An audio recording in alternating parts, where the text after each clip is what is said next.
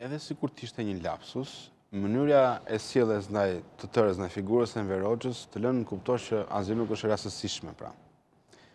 Sepse dakord, zoti Peleshi është i pari zyrtar i këtij niveli i shteti dhe nga e majta që kërkon ndjes për Enver Hoxhën, se ka pasur provokimet përpara, që se mbani mend portretet e Enver Hoxhës në nderimet e 29 nëntorit me Edi Ramën. Edhe festa e çlirimit të Tiranës, 5 maj, 6 nëntori. Asnjë nuk e kam parë kështu, me sa duket për shkak se ishte përfshirë parlamenti dhe parlamenti nuk është një institucion që i përket një partie ose ekzekutiv ose, po është institucion i më i rëndësishëm i shtetit shqiptar, me siguri dhe të në ndërhyrje ndërkombëtare sepse u skandalizuan.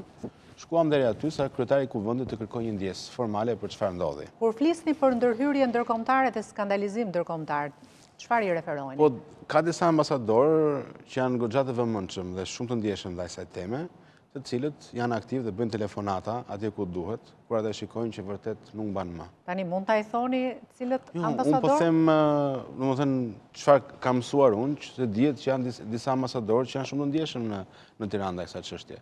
Por kjo punë nuk mund të zgjidhet vetëm me ambasador. Domethënë sa ka presim nga ndërkombëtarët bëjnë diçka, se kjo nuk shkon. Thelbi është këtu. Siç e thatë ju, ka 35 vite që ne ende nuk kemi ndarë nga trashëgimia kriminale e Enver Hoxhës. Na duket si diçka normale.